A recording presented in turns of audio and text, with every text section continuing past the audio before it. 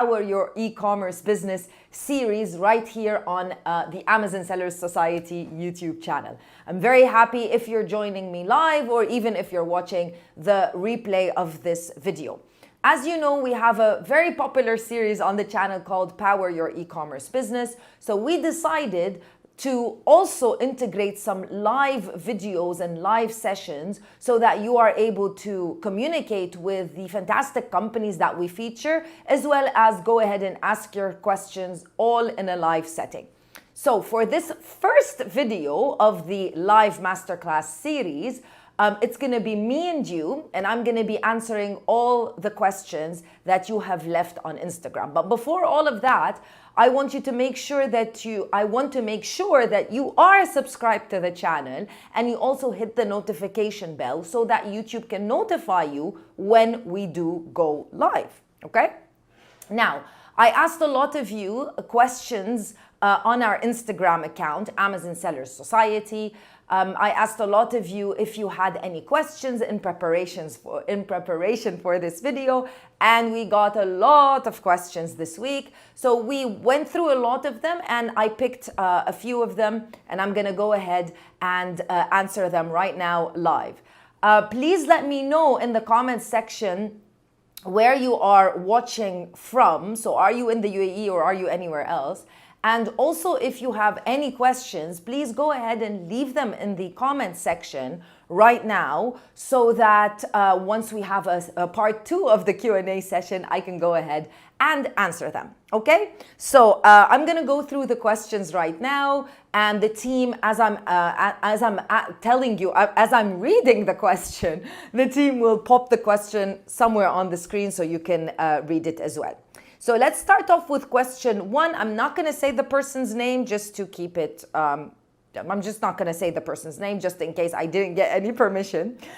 So the first question is, for product hunting, which factors should be considered other than rating, reviews, and BSR? That's a really, really cool question. Well, that's why I chose it. So one thing that you need to think about is, first and foremost, where are you going to be selling? Because even though Amazon marketplaces operate the same, and even though technically we think, yeah, we put a product on Amazon and then a customer will buy it, there are a lot of differences which marketplace you want to sell in.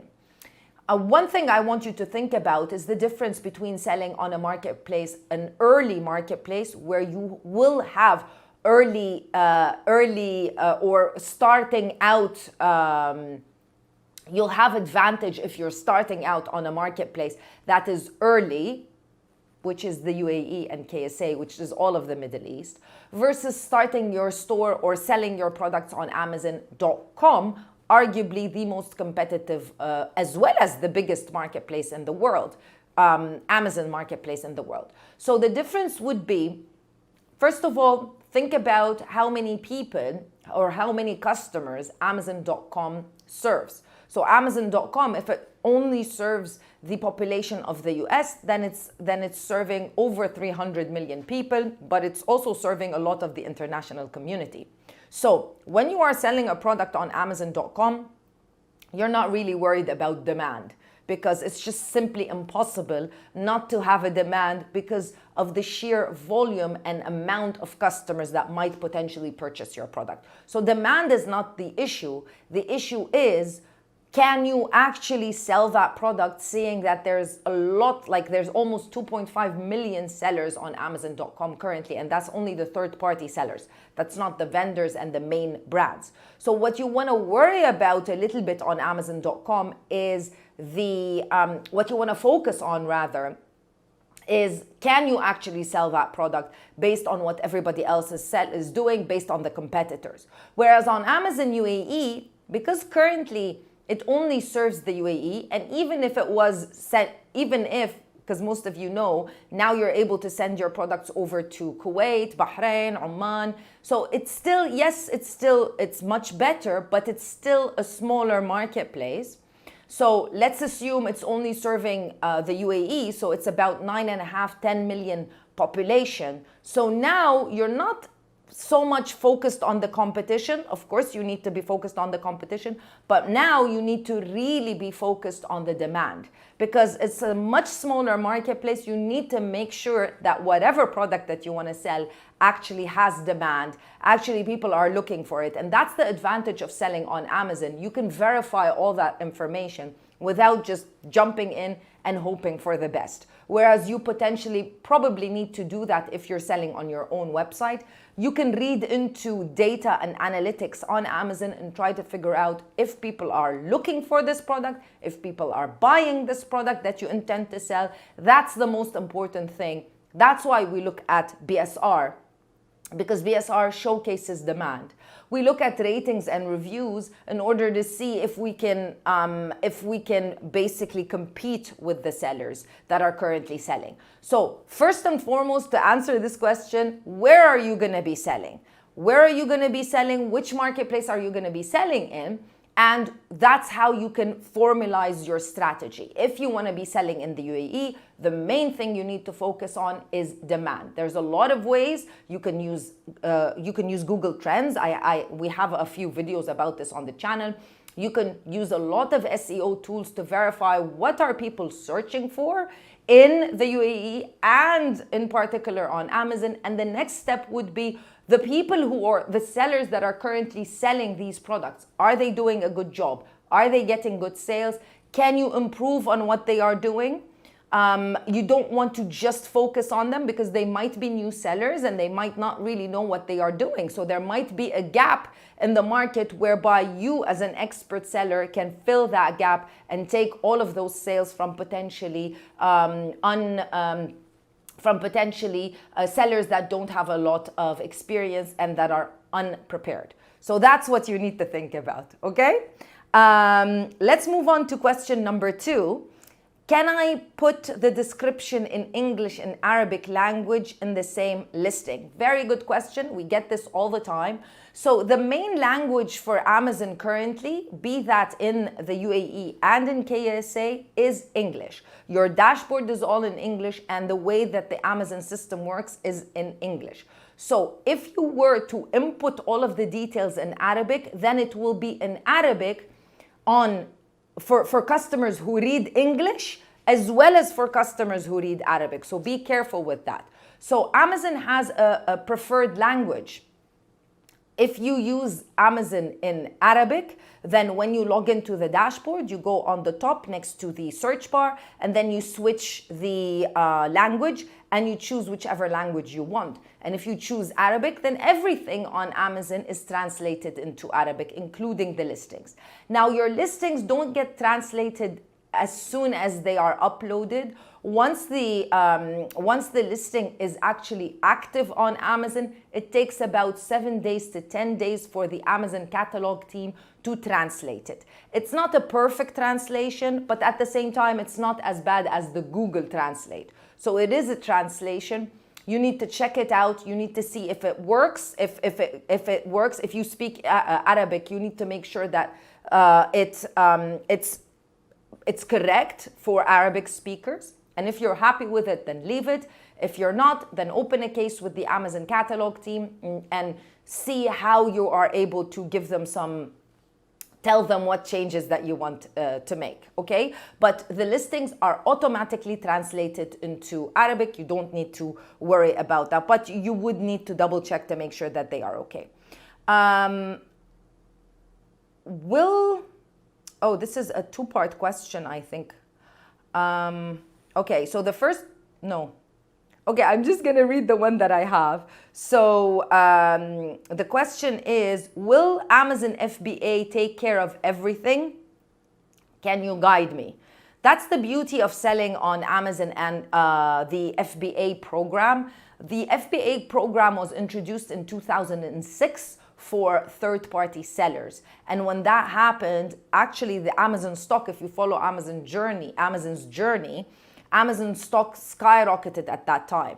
So the idea is that Amazon created this really good network of delivery, because one of the pillars, according to Jeff Bezos, one of the pillars of success is fast delivery. So Jeff Bezos and the Amazon team recognized a really long time ago, we're talking in 2006 here, like a really long time ago, that people would be more willing to purchase products if products arrived quickly. So within 1 or 2 days, which was unheard of back then. It's still fascinating to me right now because of the sheer logistics and how much it takes to actually deliver these products so quickly. Now we potentially take it for granted. But anyways, it is something spectacular. So once they created this infrastructure, they said, well, okay, we have this infrastructure. We might as well open it up to third-party sellers because one, we'll have more products to sell on Amazon, which we don't have to pay for, which third-party sellers are paying for these products. So now we have an even bigger catalog. So you can find anything you want on Amazon. And that's the truth. That's what it is right now. And additionally, they can use this infrastructure which we've already built, so we can deliver the products quickly, just like the Amazon customer likes. And additionally, we can make them pay for this infrastructure so we can make some more money. That's it. So Amazon makes money when we use the FBA service, but it is the best logistics service out there if you are an Amazon seller. It's fast, it's easy, it's not perfect. Nothing is perfect, of course. There are a lot of issues with it, but it removes from you as a seller, it removes everything that you need to, you don't need to worry about logistics anymore. You don't need to worry about delivery. You don't need to worry about these things. These things are very problematic, and if you were to give it to a 3PL or an e-commerce fulfillment center, which there are incredible centers based in the UAE, but they don't have the scale that Amazon has. So they will be more expensive because Amazon has the economy of scale because it's a very big company. So FBA, do they take care of everything? Yes, but once the product arrives to the FBA warehouse, this is where they take care of everything. So the FBA warehouse, we call it warehouse, it's more or less known as a fulfillment center. So you send your products over to the fulfillment center. Once the products are active on Amazon, then if a customer purchases the product, Amazon will pick it, pack it, deliver it to the customer. They are the payment gateway, so they will be paid, and then they will give you your money, and they will take their own cut and their own fees. And then if anything is required logistically, return, any issues of that sort, the customer changed their address, the customer was not at home, stuff like that, they will handle all of that. But anything related to customer service, so if a customer has a question about the product itself, they will contact you as a seller. And what you have to do now is to focus on marketing this product and selling this product. So you don't need to worry about the logistics. They worry about that. What you need to worry about and you need to focus on is making that product successful, which means selling it. Okay. Another question related to FBA as well. Can I do Amazon FBA if I'm in a different country? Yes, you can. That's the great thing about it. So it might seem very odd for somebody who's starting out in e-commerce that you would be living, for example, in the UAE, but selling in Germany, in a country which potentially you've never visited before. But that's the great thing about e-commerce, and that's why right now there are no borders for you. You can sell wherever you want as long as you are eligible. So yes, you can do it. There are advantages, of course, to living where you are selling. So if you are selling in the UAE and you happen to live in the UAE, there are a few advantages that make life a little bit easier. Like, for example, if your inventory limitation or your allocated inventory on Amazon is full, but you have some additional stock, instead of warehousing with an outside warehousing company, you can have them in your house and then minimize costs. You can drop off the products yourself to Amazon if you wanted to reduce your costs. So there are a few advantages to living in the same marketplace. Additionally, from a sales point of view, you live in the country, you kind of know what people like, you kind of know what the culture and how people think. So that is an advantage. But can you do it from anywhere and live anywhere? Yes, and a lot of people do. And you're gonna have to get to this point if you want to expand your business beyond the country that you live in. you have to get to a point where you're going to be living somewhere and selling somewhere completely differently. Will international trademark for brands work on UAE Amazon, which is, let me just rephrase this question. So if you have an international trademark, will international trademark, if you have an international trademark for a certain brand, can you apply that trademark and use it on Amazon UAE? Absolutely, yes. There was a problem in the beginning when Amazon started out, whereby they would be adamant that the trademark had to be from the UAE. But now there's absolutely no problem. As long as it's a trademark, no worries whatsoever. And as long as there is no counter trademark in the UAE.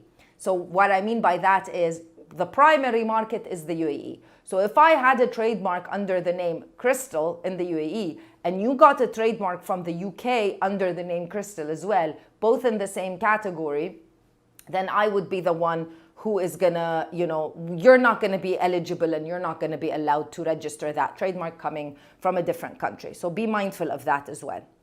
Is it true total Amazon profit fees is 25% of the max revenue?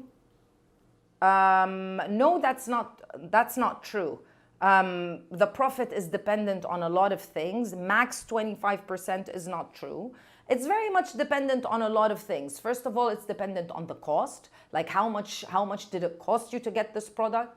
And the more quantity you order, the lower your cost is going to be. So you know that. So it's very much dependent on the cost, and it's depending on the selling price.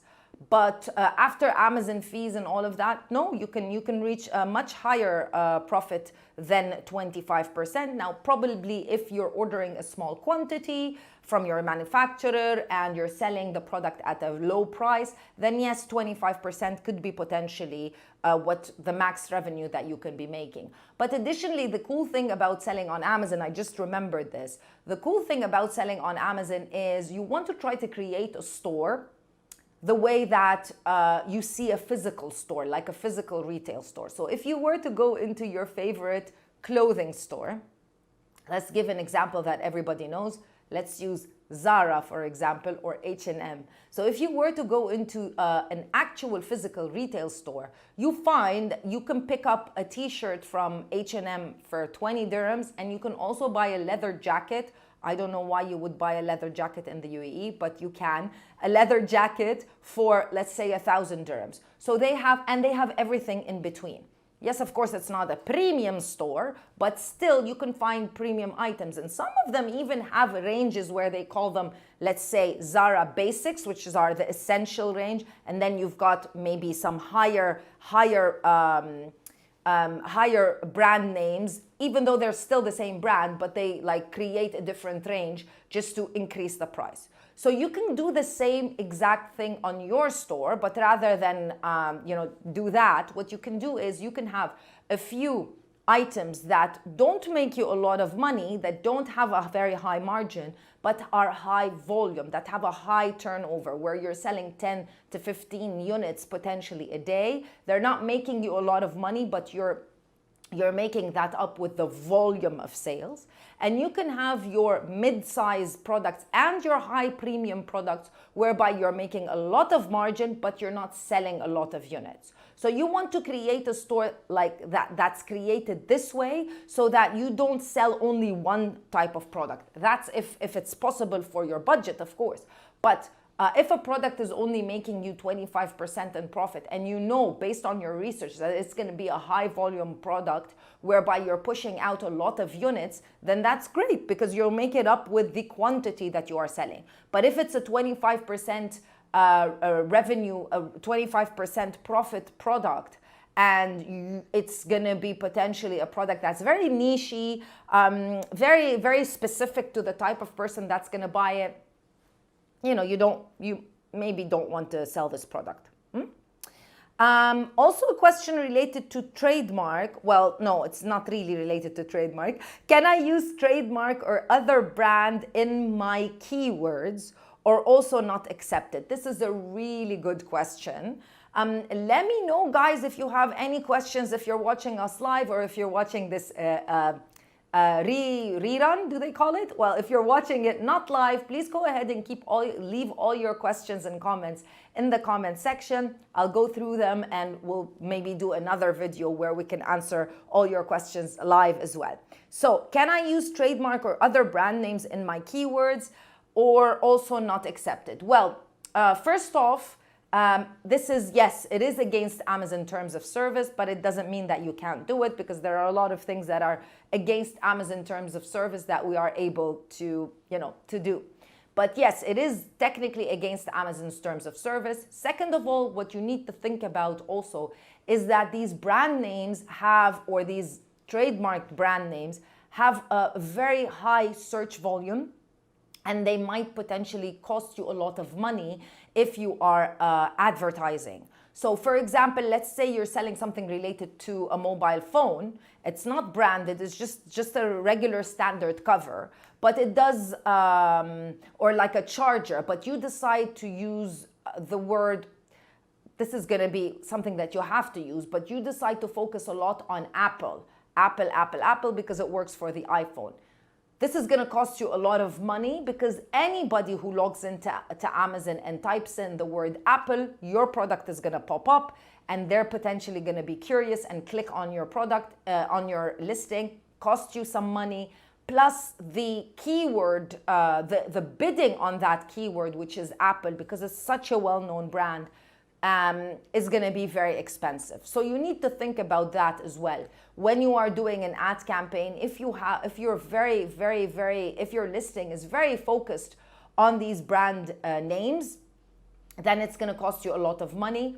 Make sure that you add them because you need them. If you're just adding them to get some additional views and for people to see your product, thinking that they might choose your product instead of the brand name, maybe that's not a very good strategy. So think about it and see what works for you. If I send a bunch of products and no one bought for a while, will Amazon charge me to save?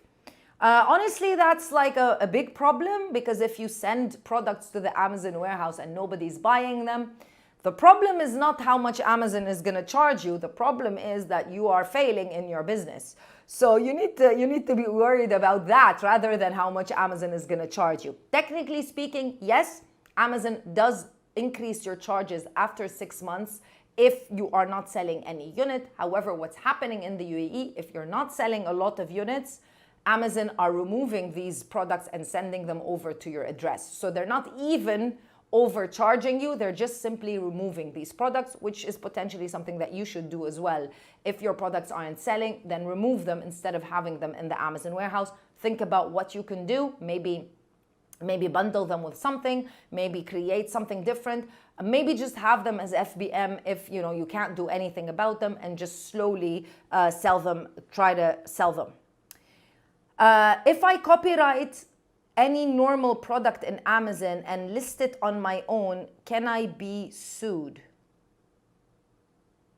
I did add this question, but I'm not really clear about it. So I'm going to answer it the way that I think it's meant. So if I trademark a product, because you can't copyright a product, you can copyright creative things like images. But if I trademark a product and I list it, can I be sued? No, you can't. No, you don't need to be. You're not going to be sued. In FBA, who will pay for shipping charge? Which Amazon will deliver the item? If the product is in the FBA warehouse, then the customer is gonna pay for the delivery. If they are Prime members, so if they are part of the Prime membership on Amazon, then they get free delivery, then nobody pays for it. But if they are not Prime members, then they will pay for the delivery. And no, you can't do free delivery. Free delivery is only available if you're doing FBM and then you decide to pay the delivery, thus giving the customer free delivery. For a first product, very, very good question. For a first product, should we do 2 colors or stick to 1 color? Very, very good question. I would suggest it's actually dependent on the product. I wouldn't say yes or no. But I would personally think of minimizing any additional choices somebody needs to make. So if you think about all of the very well-known business gurus like Steve Jobs, for example, they tend to, or even Zuckerberg, Facebook, they tend to wear the same exact clothing every single day. In a lot of interviews, people think that's just like so cute and eccentric. It's not, but in a lot of interviews, it's about minimizing the choices that you want to make and the decisions that you want to make every single day. So you've got enough capacity in your brain as a regular standard human being to make a certain amount of decisions. So choosing what to wear is a decision, choosing what to eat is a decision, and those are very simple and basic decisions. So on top of all of that, somebody who's hardworking, that's, has a family life, has a social life, they're busy, they log into Amazon in the afternoon because they want to purchase your product. On top of that, you're giving them additional, not only do they need to make the decision to purchase your product to begin with, now they also have to decide if they want it in red or they want it in white.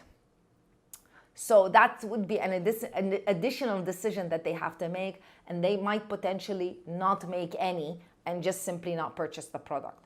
Now, if the color is intrinsic in the product, meaning if you're selling a baby product and you want to choose pink and blue, boy and girl, then yes, of course, that's a very easy decision to make by the customer. But if it's just trying to add even more option to the customers, well, you don't really know if the basic color is gonna cut it. So you might as well just stick to the basic color in the beginning and then add on some more variations to just improve the sales cycle of your product. That's my opinion. I think we've got a few more questions. So a question is how much it costs to start in UAE. I'm guessing how much does it cost to start selling on Amazon in the UAE? The great thing is, like, there's not a certain amount of money that you need in order to start. The main cost is going to be the actual product. So the main cost is going to be the product that you are going to get and that you're going to sell on Amazon. The other additional costs would be how to send it to the Amazon warehouse, the listing professionally done, images professionally done, and that's basically it. So that's why it is true when you hear people telling you that you can start on Amazon at a very, very low budget. It's not easy because it's not easy to get a product at a low budget and compete with it, because if you get a small quantity of a product, you're not going to have a competitive price and you're not going to be able to compete easily in the marketplace when it comes to the selling prices, because you're doing it on a very small budget. But you can, if you wanted to, you can. So there's no certain entry level whereby you only need 2,000 dirhams or 5,000 or 10,000 or 6,000. It's very much dependent on you and and how smart you are and what you can do with this opportunity. A question: is it allowed for the same person to open 2 or more accounts on Amazon UAE?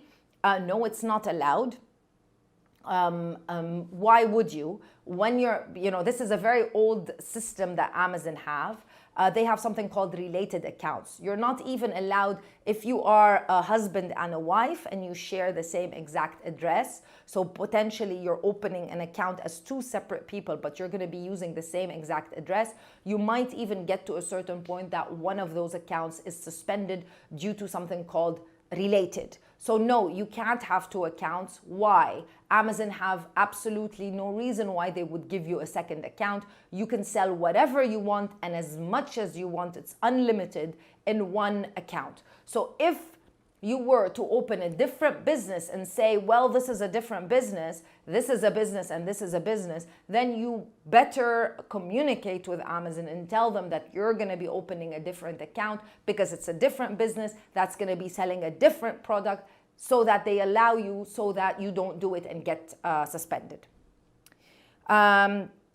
And the last question, I believe, is something related to PPC ads, how to effectively do a manual campaign.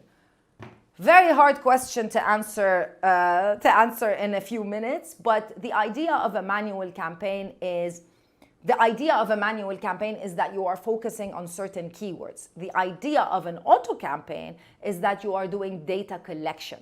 So you shouldn't think about an auto campaign that, oh my God, Amazon is just throwing money left, right, and center, and they have no idea what is needed. An auto campaign is a campaign where you are collecting data from the website itself based on your product, not based on anybody else's product. So who knows the Amazon customer better than Amazon? Like, the Amazon algorithm knows the Amazon customer very well. So as long as we tell the Amazon algorithm, here is my product, show it to the people that you think are going to buy it, it's a machine learning process. It's going to learn about the product, about the types of people that might be interested in buying it, and it's going to showcase that product to those people.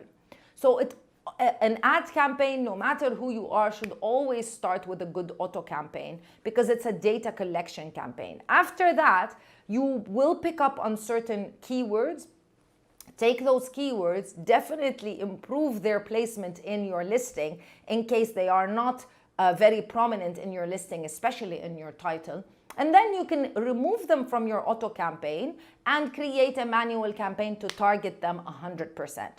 A lot of people ask, should I stop the auto campaign? It's very much dependent on your strategy, but I would say keep the auto campaign as a data collection campaign whereby it's collecting new data for you, but at a very low spend, especially if the manual campaign is doing very well.